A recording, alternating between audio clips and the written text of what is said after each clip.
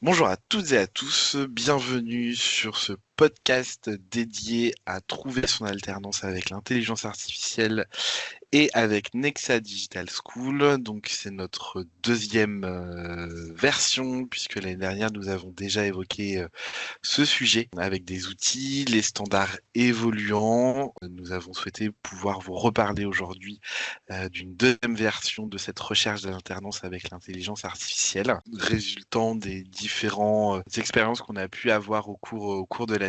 On sait qu'aujourd'hui, allez, à peu près un candidat qui envoie une vingtaine de candidatures pour une alternance n'obtient quasiment aucune réponse positive, que le temps de lecture aujourd'hui d'un CV diminue avec le temps à cause et ou grâce avec des outils disponibles en entreprise tels que des ATS.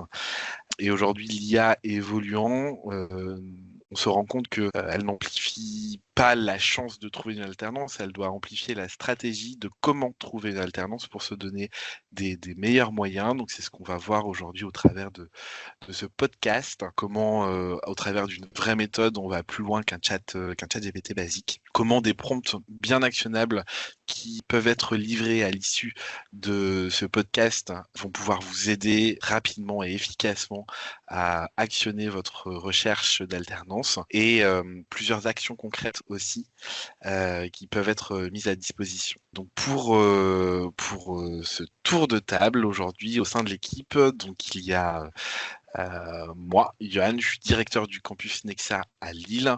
Il y a Antoine qui est en charge des relations entreprises pour le campus de Lille, Aurélie qui est responsable des admissions pour notre campus de Lyon et Clémence qui est aux relations entreprises également pour notre campus e-learning. Avant de laisser la main aux différents interlocuteurs, je souhaite vous parler d'une première étape qui est l'étape clé à mon sens, qui est que rechercher aujourd'hui une alternance ou même un emploi, la nécessité première, c'est de se connaître parce que sans savoir qui on est pour savoir ce que l'on recherche, c'est compliqué, c'est surtout mettre des coups d'épée dans l'eau.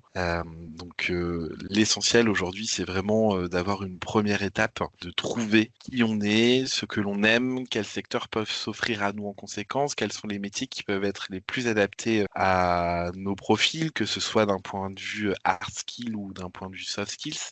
Et donc, quelles sont les compétences forcément à travailler, à mettre en avant en conséquence. Et c'est ce qui permettra du coup, dans le fait de démarrer une recherche, d'être beaucoup plus efficace, efficient même. Et pour ceux qui le souhaitent, moi je vous invite vivement à aller sur le site de Nexa et d'aller également sur le site Next e-learning.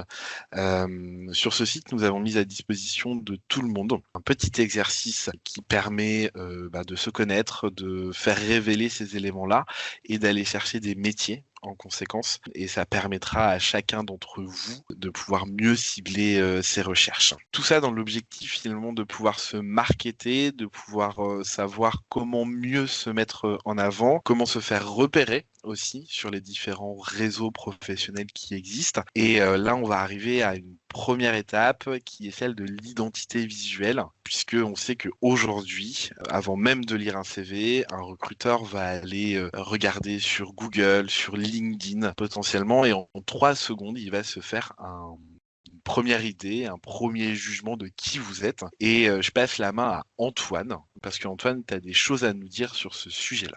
Oui, merci Johan et bonjour à tous. Donc effectivement, les premières impressions de la part d'un recruteur sur un profil étudiant sont hyper importantes pour la recherche de l'alternance. Parfois, on met pas des bonnes photos sur LinkedIn ou sur le CV, pas assez professionnelles. Et l'idée aujourd'hui, avec les différents outils IA dont on va parler, c'est de pouvoir vraiment professionnaliser autant le LinkedIn aussi que le CV en termes de photos, de bannières, etc. Donc, il faut vraiment pouvoir donner une bonne impression dès la première fois, c'est hyper important.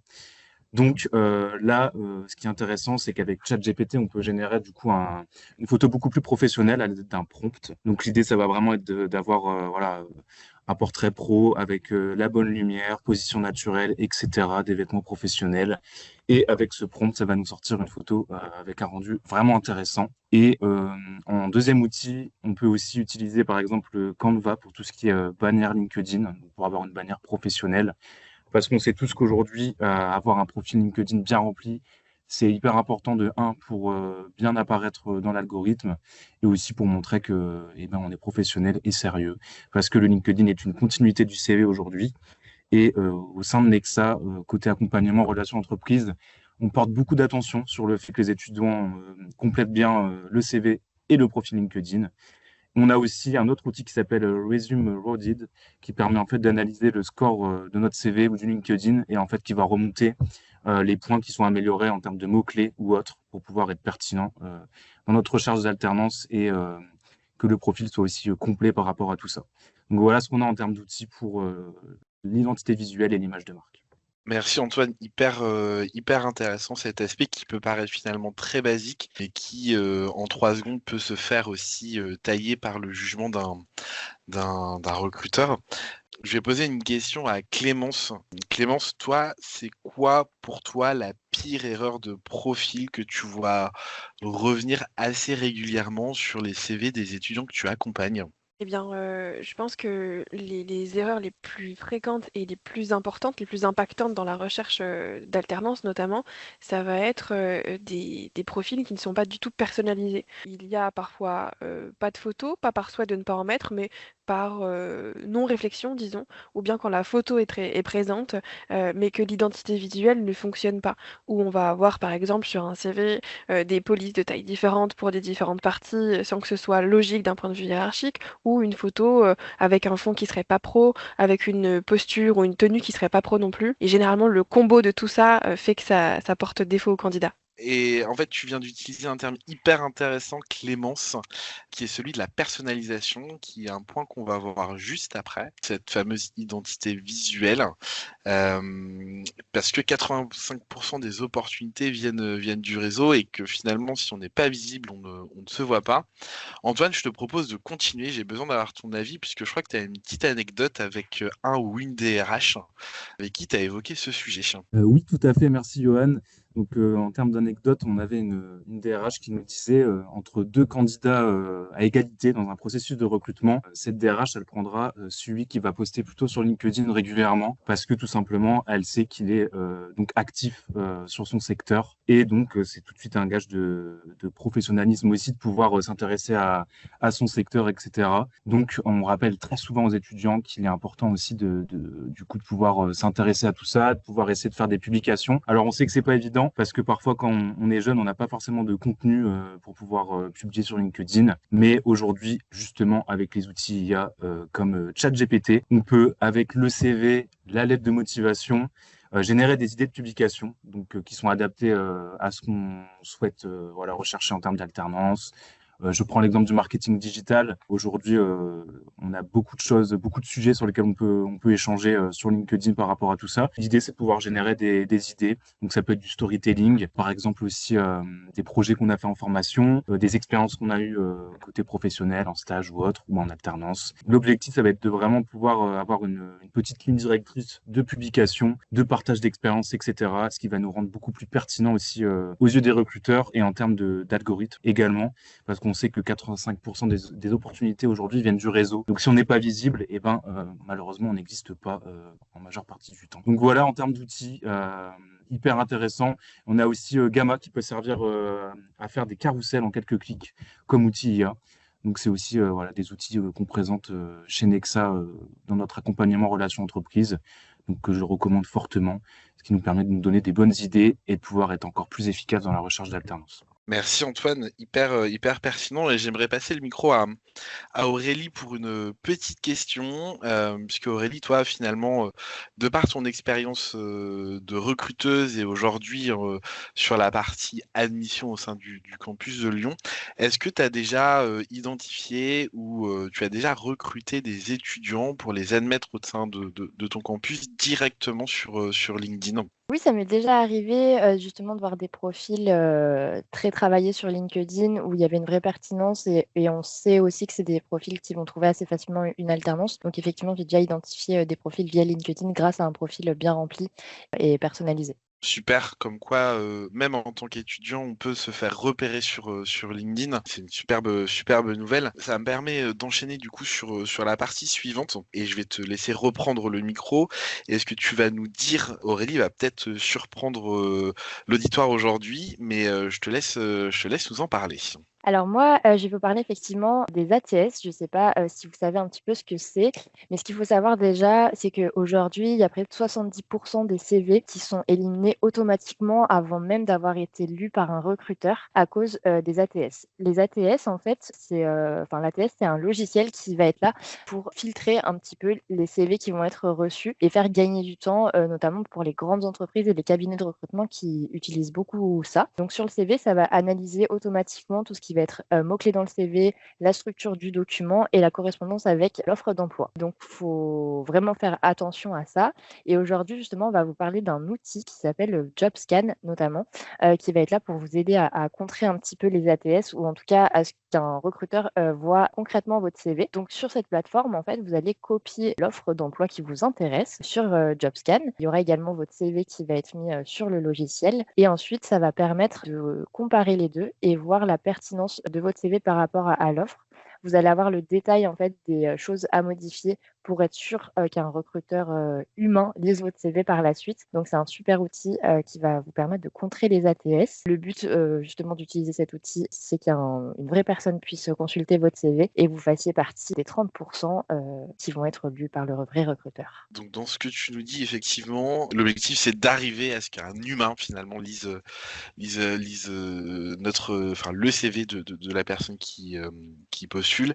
Et c'est une première victoire du coup à aller chercher. Ça me fait poser une question par rapport à ce qu'on se dit depuis le début. Et Clémence, j'aimerais tellement avoir ton avis sur le sujet. Est-ce que tu penses qu'un candidat qui adapte son CV à chacune des offres, ce qui peut être fastidieux, a vraiment plus de chances de décrocher un entretien ou un premier échange avec un recruteur? Eh bien, oui et malgré le fait qu'on puisse penser que ce soit un peu chronophage, je pense que c'est une vraie valeur ajoutée, de la part du candidat et une vraie démonstration aussi de son envie et de sa motivation d'intégrer l'entreprise, et donc ça fait forcément la différence et ça rejoint, ce dont on parlait tout à l'heure sur la personnalisation. Donc aujourd'hui, notre, rôle, c'est aussi de pouvoir, accompagner les étudiants pour leur faire gagner du temps et en même temps leur permettre, d'être dans ce niveau de précision-là. Super. Et dans ce sujet, enfin là pour moi, il y a quand même beaucoup d'éléments qui, mine de rien, sont aujourd'hui assez basiques dans le fait d'aller postuler à une alternance. C'est surtout le fait d'aller pousser à proposer une solution de par les compétences qu'on propose. Et sur ces éléments basiques, il y a ce fameux sujet de la lettre de motivation et comment montrer cette motivation. La lettre de motivation type années 90 n'est plus forcément aujourd'hui d'actualité, en tout cas ne voue pas un succès en particulier, mais avec l'avènement de l'intelligence artificielle, on peut se retrouver aussi avec des lettres de motivation, on va dire assez basiques, sans aucun fond, sans aucun ton. Mais toi, Antoine, tu le conseilles à tes étudiants dans le cadre de tes coachings. Est-ce que tu peux nous en dire un peu plus? Oui, tout à fait. Alors, effectivement, chez Nexa, la lettre de motivation, c'est quelque chose qu'on n'abandonne pas. C'est vraiment primordial aujourd'hui de pouvoir en faire une de qualité pour, du coup, appuyer sa candidature en recherche d'alternance. La problématique, c'est que généralement, les lettres de motivation se ressemblent un petit peu en termes de formule de politesse, etc. On reste un petit peu dans le basique. Et aujourd'hui, l'idée, c'est d'utiliser ChatGPT pour avoir une structure claire. Donc, on personnalise la lettre de motivation via notre CV et aussi en joignant, par exemple, l'offre qu'on a vue sur laquelle on souhaite se positionner. Et l'idée, du coup, c'est de demander à ChatGPT de nous construire une lettre de motivation qui est en corrélation du coup avec l'offre et qui vient en fait matcher notre CV, nos expériences avec l'offre d'alternance. Donc c'est hyper intéressant. Ce qu'il faut retenir aussi également, c'est que bien évidemment, une fois que ChatGPT nous a sorti cette lettre de motivation, il faut repasser derrière. C'est hyper important. Et on a aussi d'autres outils comme Lovable qui nous permet aussi d'adapter le ton. En fait, par exemple, d'essayer d'avoir un ton qui ressemble à celui de l'entreprise dans laquelle on postule. Donc, du coup, ça nous permet d'avoir encore plus de chances d'être retenu pour un entretien, par exemple. Donc, vraiment, l'objectif, ça va être de quand même repasser derrière parce qu'on sait que l'œil humain est hyper important dans la relecture. Ça nous permet aussi de rajouter peut-être des phrases auxquelles l'IA n'a pas pensé, donc de pouvoir aussi avoir un rendu naturel. Donc aujourd'hui, avec ces outils, on a la possibilité déjà de gagner du temps sur la construction de la lettre de motivation et aussi de rendre ça beaucoup plus pertinent en termes de connexion, j'ai envie de dire. Donc voilà, c'est les conseils qu'on donne aujourd'hui en coaching chez Nexa. Donc de ne pas laisser tomber la lettre de motivation, d'utiliser les outils qu'on a aujourd'hui côté IA et de vraiment personnaliser chaque lettre de motivation pour chaque candidature. Ça peut parfois être décourageant, mais l'idée donc c'est de pouvoir aussi être le plus efficace possible avec l'IA. Donc le conseil que je donne à chaque fois, c'est personnaliser pour pouvoir avoir un maximum de chances d'être contacté par rapport à tout ça.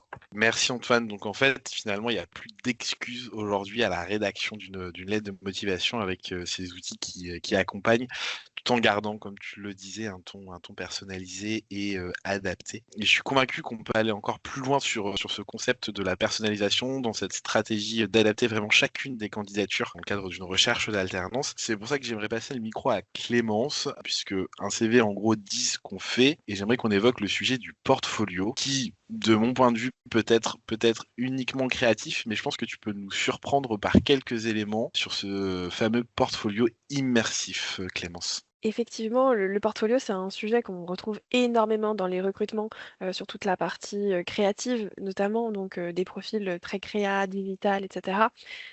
Aujourd'hui, ce qui est surtout important de comprendre, c'est que ce portfolio ne sert à rien s'il n'apporte rien de concret à l'entreprise, et s'il n'est pas réfléchi. Et moi, j'aime bien prendre le contre-pied de tout ça et justement dans cette idée de personnalisation et de se rendre un petit peu, différent, se différencier en termes de candidature, eh bien les profils tech notamment, qu'on accompagne aussi beaucoup chez Nexa, ont un vrai avantage et une vraie valeur ajoutée à proposer un portfolio qui puisse montrer, ce qu'ils sont en mesure de faire et ce qu'ils peuvent apporter à l'entreprise. Donc comme vous le voyez, en tout cas, sur plein d'outils, on va avoir, des profils cyber notamment et c'est ce profil-là que j'aimerais mettre en lumière aujourd'hui, qui ont de vraies compétences, mais qui la plupart du temps restent dans des outils, très simples, très, noir et blanc en plus, d'un point de vue DA.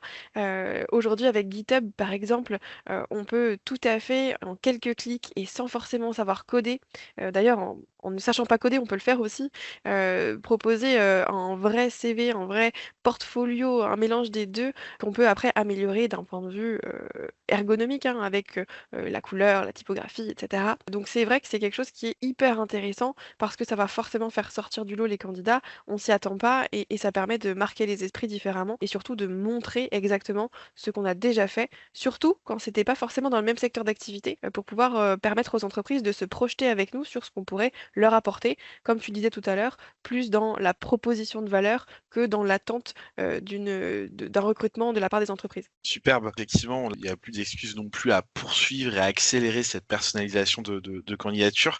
Mais moi, ce que j'aimerais savoir sur le terrain, Clémence, toi qui en plus es sur le campus en distanciel, est-ce que tu penses que justement ces entreprises-là sont peut-être encore plus sensibles à la réception d'un portfolio que sur des entreprises en présentiel? Et est-ce que tu aurais peut-être un peu de storytelling à nous donner sur cet aspect-là? Alors oui, effectivement, la différence et à la fois l'avantage et l'inconvénient qu'on peut retrouver, sur, des zones, géographiques où il y a peut-être, moins d'entreprises ou bien moins de candidats, moins d'opportunités, en tout cas c'est ce qu'on pense. Et bien justement le fait de proposer une candidature comme ça très personnalisée dans une démarche de candidature spontanée, hein, c'est surtout ce qui va fonctionner, la plupart du temps, et bien ça peut, complètement faire, mouche. Et c'est le cas d'un étudiant que j'ai accompagné, cette année et qui, avait pour souhait de pouvoir, travailler dans un secteur bien particulier, donc dans l'aéronautique notamment, sur le Grand Sud-Ouest. Et c'est en l'occurrence un secteur qui est ultra concurrentiel et sur lequel il y a des vrais enjeux et des vrais leviers, sur la partie cyber. Et donc en personnalisant sa candidature, il a fait, complètement, basculer un petit peu les process de recrutement dans lesquels il n'était pas en avantage, au début et ça lui a vraiment permis de marquer les esprits et de montrer que, bah, avec surtout beaucoup de motivation et un peu de savoir-faire évidemment, on peut vraiment atteindre des objectifs qui parfois peuvent paraître un peu inatteignables. C'est aussi, quelque chose de très, valorisant pour, les recruteurs de voir que, bah, leurs apprentis veulent vraiment travailler avec eux. Excellent. Merci beaucoup, Clémence, pour ta réponse. Et j'aimerais revenir sur un sujet qu'on avait évoqué l'année dernière dans le cadre de nos coachings, qui a pu peut-être faire un peu le buzz, mais j'aimerais vraiment qu'on fasse un état des lieux sur cet aspect-là. Toujours dans cette stratégie de personnalisation des candidatures avec Nexa, c'est le célèbre ou pas CV vidéo, puisqu'on sait des fois un message vidéo d'une minute maximum vaut mieux qu'un mail de 10 lignes. Et je vais repasser la main à Aurélie pour qu'elle nous parle de ce format. Alors oui, effectivement, le CV vidéo, ça reste quelque chose de pas beaucoup utilisé, mais pourtant qui fait vraiment la différence dans une candidature qu'on peut faire. Je sais que c'est un exercice qui peut être toujours compliqué pour les étudiants de le faire, mais vraiment ça peut faire la différence, donc faut pas hésiter à l'utiliser. Nous, on va justement vous parler d'un outil qui est hyper facile à utiliser et qui a un côté peut-être un peu rassurant. C'est un outil qui va vous permettre de vous enregistrer en vidéo en ayant votre CV à côté. Donc cet outil s'appelle Loom Video. L'avantage d'utiliser en fait un CV vidéo, c'est que déjà le recruteur, il reçoit pas juste un CV, tout de suite, il va pouvoir mettre un visage, mettre une voix et une énergie sur le CV. Et ça peut permettre justement de marquer un petit peu les esprits. Et ce qu'il faut savoir, c'est que dans les offres d'alternance, souvent vous voyez, vous êtes très très très nombreux à postuler. Donc c'est vrai que dans une boîte mail remplie de CV, je peux vous le garantir, quand on est recruteur, on va avoir tendance peut-être à ouvrir plus rapidement un CV vidéo qu'un CV classique, parce que ça va tout de suite nous donner beaucoup plus d'informations sur le candidat. Et c'est aussi le type de CV qu'on va avoir tendance à partager en interne. Donc c'est vrai que le CV vidéo, moi je trouve qu'il peut toucher le recruteur, mais aussi d'autres personnes dans l'entreprise. Donc c'est un bon moyen de se démarquer. Pour l'home vidéo, moi ce que je vous préconise de faire, pas de faire quelque chose de parfait, pas besoin de ça.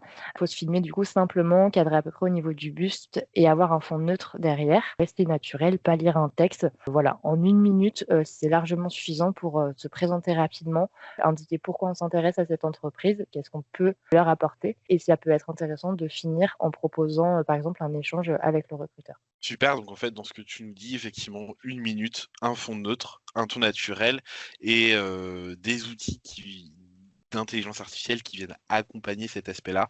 C'est simple et efficace et ça permet de encore continuer à booster la personnalisation des candidatures. Super. Je vois qu'on s'est mis en avant sur pas mal de sujets, notamment sur le fait de transformer un CV, sur le fait de retravailler la lettre de motivation, ce fameux CV vidéo. On a fait finalement aujourd'hui en tant que alternant ou futur alternant en recherche d'une entreprise, quasiment 50% du job. On a toutes les graines, on va dire, pour cette personnalisation. Maintenant, faut semer, faut aller chercher les opportunités. On sait que la plupart des candidats avant qu'on démarre en tout cas un coaching et un accompagnement chez Nexa, postule un peu à l'aveugle. Sur cette phase d'accompagnement qu'on propose chez Nexa, un gros mot qui est celui de la prospection et que je propose à Clémence de démystifier et qu'elle puisse nous en dire un peu plus. Oui, effectivement, la prospection, c'est généralement quelque chose qui effraie un petit peu parce que c'est vu comme quelque chose de compliqué, de chronophage, qui porte peu ses fruits la plupart du temps, alors qu'en réalité, avec simplement une bonne stratégie et une belle organisation, ça peut être quelque chose qui va vraiment favoriser l'optimisation du temps dans la recherche d'alternance notamment,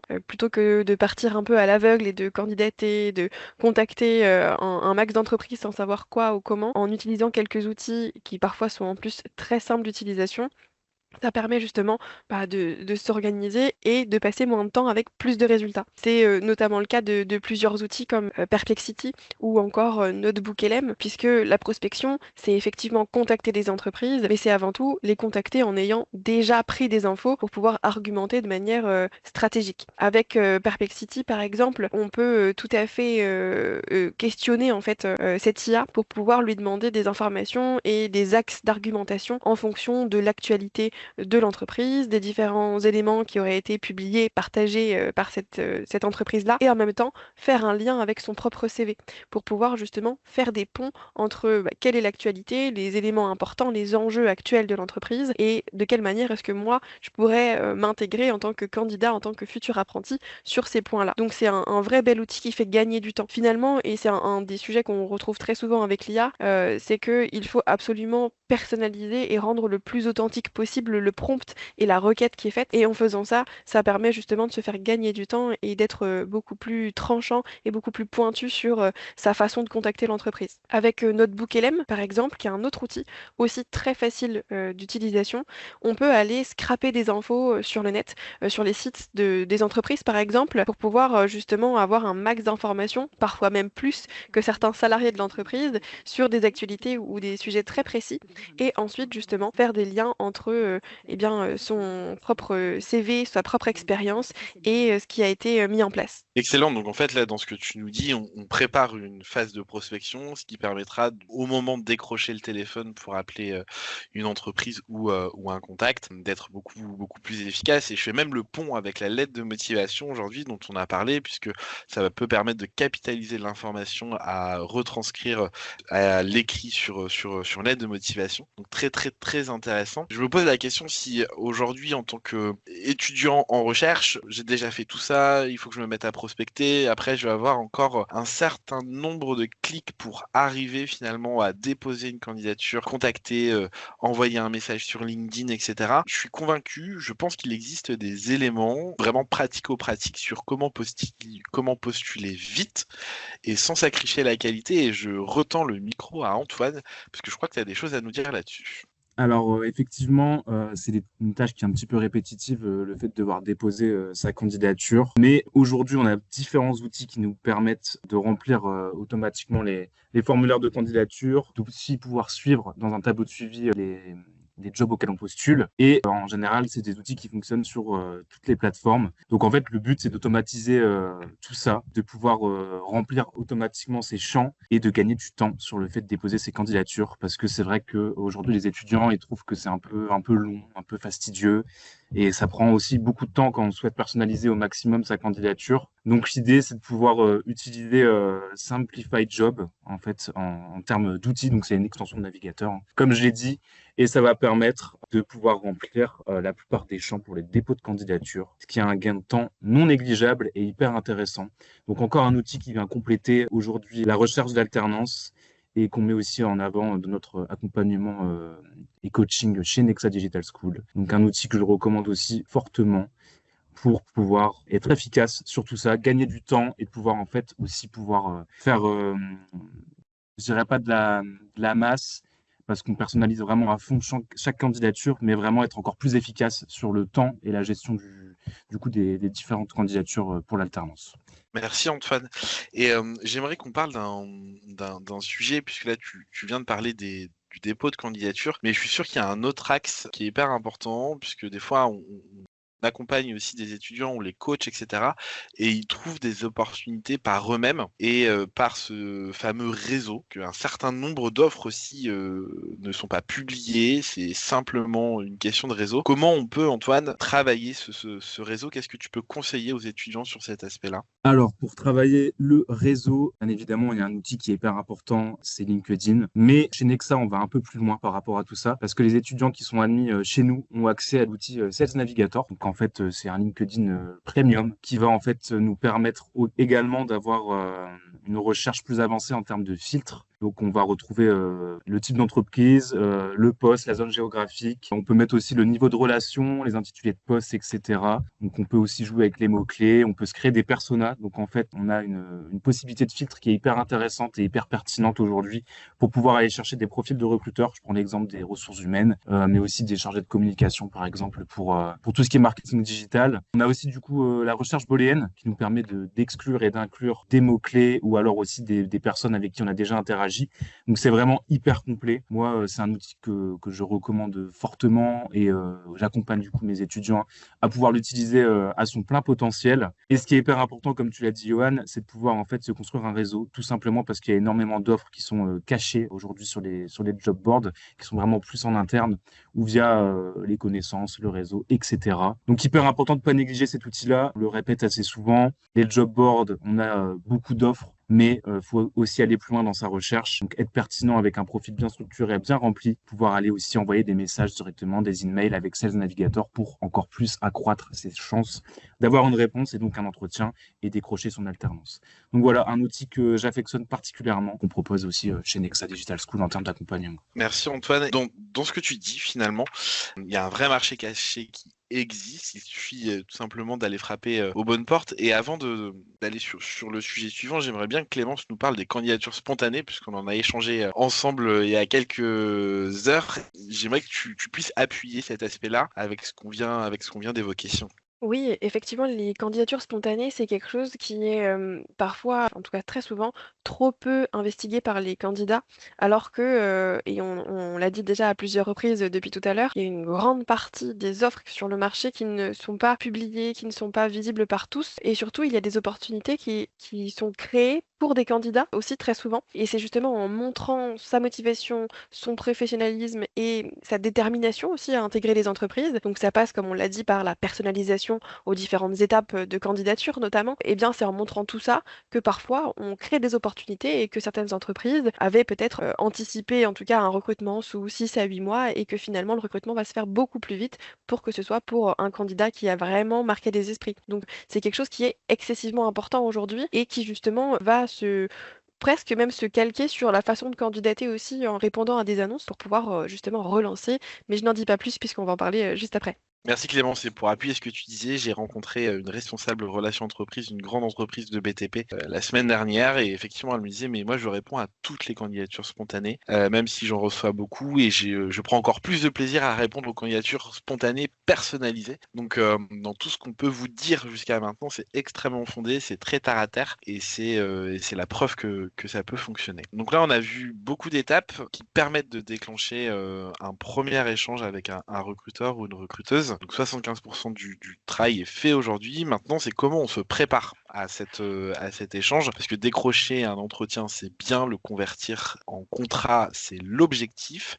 Toi, Aurélie, tu accompagnes les étudiants sur cet aspect-là. Qu'est-ce que tu peux dire aux étudiants sur ce sujet? Sur la préparation d'entretien, bah déjà, enfin, là, du coup, on a vu exactement comment décrocher déjà des entretiens. Mais après, ce qui va être important, c'est de savoir comment être prêt pour le jour J. C'est souvent ça la partie un peu compliquée aussi. Il y a beaucoup justement d'étudiants qui viennent préparer plus ou moins des entretiens, mais en fait, ils sont plutôt préparés dans leur tête et ils se sont pas vraiment entendus parler. Et souvent, c'est important ce qu'on dit, mais c'est aussi important comment on le dit. Donc voilà, le plus important, c'est de pouvoir s'entraîner aussi à l'oral. On a aujourd'hui un super outil qui s'appelle l'intelligence artificielle et notamment ChatGPT par exemple que tout le monde connaît logiquement. Donc c'est un super outil pour s'entraîner en fait pour faire des entretiens. Concrètement en fait vous pouvez demander à ChatGPT de jouer le rôle du recruteur. Vous pouvez lui dire, fais-moi passer un entretien pour un poste de développeur Java dans le secteur, je sais pas, de l'industrie, avec des questions réalistes. Et là, en fait, l'intelligence artificielle, elle va vous poser des questions, comme dans un entretien, genre présentez-vous, pourquoi cette entreprise, parlez-moi d'une difficulté que vous avez pu rencontrer. Et vous, vous allez du coup répondre à haute voix, comme pendant un vrai entretien. Du coup, ça va vraiment vous permettre de vous entendre, voir comment vous vous exprimez et de pouvoir adapter s'il faut. Ensuite, vous pouvez aussi demander du coup à ChatGPT de vous faire un feedback en lui demandant par exemple est-ce que ma réponse était claire, est-ce que je suis bien structurée dans ma présentation et comment je peux améliorer mon impact. Moi, je vous conseille de le faire 2 ou 3 fois. Ça va vous permettre que ce soit beaucoup plus fluide. Vous allez aussi prendre beaucoup plus confiance en vous en vous entraînant plusieurs fois. Vous pouvez vous entraîner sur des questions classiques, mais vous pouvez aussi partir après sur des questions un petit peu plus spécifiques à l'entreprise. Voilà, il n'y a pas besoin d'être parfait encore une fois dans un entretien. C'est comme pour le CV vidéo. Le plus important, c'est d'être prêt pour le passer. Merci Aurélie, donc c'est gratuit, c'est disponible maintenant, c'est sur ChatGPT que tout le monde connaît. Clairement, peut-être l'une des meilleures préparations qu'on peut faire en conséquence. Très bien, merci. On va évoquer maintenant une dernière partie avant de conclure, puisque justement pour, on va dire, rester dans ce concept d'utiliser l'IA pour être stratégiquement qualitatif dans sa recherche d'alternance, le fait de suivre aujourd'hui ces candidatures est nécessaire, puisque si on ne les suit pas, on perd des opportunités même sans rendre compte. Toi, Clémence, comment tu fais avec tes étudiants quand tu les coaches au sein de Nexa? Moi, mon objectif quand j'accompagne les étudiants, c'est de leur donner des outils pour, comme je le disais tout à l'heure, optimiser leur temps. Puisque très souvent, on voit des candidats, alors pour de l'alternance ou pas, hein, d'ailleurs, même pour certains qui cherchent des CDI, qui vont passer 3 à 4 heures d'affilée, une fois tous les 10 jours seulement, dans des candidatures et qui vont avoir du mal à sortir un peu la tête de l'eau. Moi, ce que je conseille et ce qu'on a l'habitude de conseiller au niveau des équipes qui accompagnent les étudiants, chez Nexa en tout cas, c'est de passer, par exemple, un peu moins de temps, mais plus fréquemment, sur cette partie-là et sur les relances des candidatures. Puisqu'on l'a vu, décrocher des entretiens, candidater, etc., il y a déjà pas mal d'étapes, mais si on s'arrête là, eh bien on perd au moins la moitié, si ce n'est plus, des opportunités qu'on aurait pu atteindre si on avait vraiment été jusqu'au bout. Et aller jusqu'au bout, eh bien c'est une dernière petite étape qui est pas très compliquée, c'est simplement relancer les entreprises. Leur dire attention, je vous ai envoyé ma candidature, est-ce que vous l'avez bien reçue, etc. Pour justement montrer qu'on est encore plus motivé que les autres et sortir du lot. Il y a plusieurs outils, notamment en IA, qu'on peut utiliser et globalement, on peut commencer par essayer de se créer des modèles de mails, de relance qui sont polis et efficaces surtout. L'objectif, c'est surtout, et comme on le disait tout à l'heure, de les personnaliser et de les rendre les plus authentiques, les moins robotiques possibles, hein, puisque c'est le piège hein, quand on utilise des IA sur ce type de démarche-là. Donc, par exemple, ChatGPT, mais aussi Claude, Gemini ou peu importe, de nombreuses IA peuvent vous aider sur ça. Vous retrouverez donc pas mal d'outils sur ces opportunités-là et ça vous permettra de justement gagner du temps plutôt que de réfléchir et de faire face au syndrome de la page blanche, de savoir qu'est-ce que j'écris en fonction du profil et du poste de la personne que j'ai rencontrée ou à qui j'ai envoyé ma candidature. On va adapter aussi la façon de tourner les choses, l'adressage de notre mail de relance, par exemple. Donc ça, c'est une première étape et ça vient en complément d'un outil qui permet de suivre et de tracer en fait toutes les candidatures qu'on a pu faire. Donc globalement, avec Notion ou Trello, par exemple, on peut tout à fait eh bien, se dire, OK, je vais utiliser un tableau qui va me permettre de recenser toutes les entreprises que j'ai contactées pour des candidatures spontanées, mais aussi à qui j'ai envoyé ma candidature en réponse à annonce. Et ça me permettra, par exemple, chaque lundi matin, pendant 20 minutes, de pouvoir relancer, vérifier qui m'a répondu, pas répondu, qui a accepté ma sollicitation sur LinkedIn, etc. Ce qui fait que ça permet de ritualiser un petit peu sa façon de prospecter, de contacter et de candidater. Et ça permet d'avoir plus de résultats. Cette optique-là, et moi j'aime beaucoup faire ce parallèle-là, c'est que quand on cherche une alternance, ce qu'on fait avant tout, c'est qu'on se vend. Sauf que pour bien vendre, et tout bon commercial le sait, il faut avoir des outils et on le fait pas comme ça sans ligne directrice. Donc ces petits outils via l'IA notamment, ça va permettre aux candidats justement de pouvoir suivre et surtout d'avoir une visu sur la totalité des offres auxquelles ils ont candidaté, puisque on perd très facilement le fil quand on ne le fait pas. Merci Clémence, et c'est aussi remettre de l'humain dans ce suivi pour rester maître de sa candidature, puisque on l'a vu là tout au travers de ce podcast, c'est que l'IA est un outil ou des outils qui permettent de faire évoluer notre stratégie de recherche. C'est pas un outil qui fera à notre place, puisque les recruteurs resteront dans tous les cas extrêmement sensibles à la dimension humaine d'une candidature, à la dimension humaine d'un échange en entretien, jusqu'à la conclusion d'un contrat. Et c'est ce qui va me permettre aujourd'hui de conclure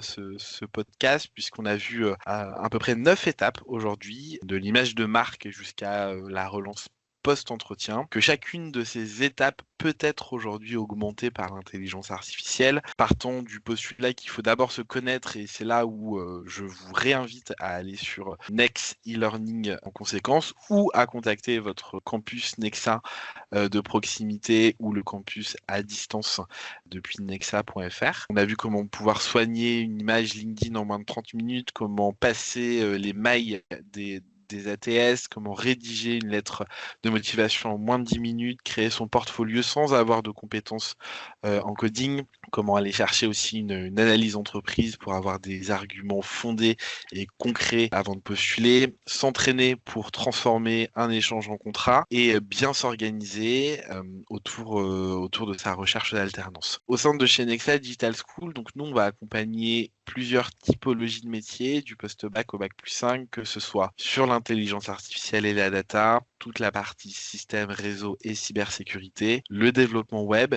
et le marketing digital aussi. Tout ce qu'on vient de vous dire s'adapte à chacune de nos filières, comme a pu très bien le souligner Antoine, Aurélie, Clémence dans leurs interventions.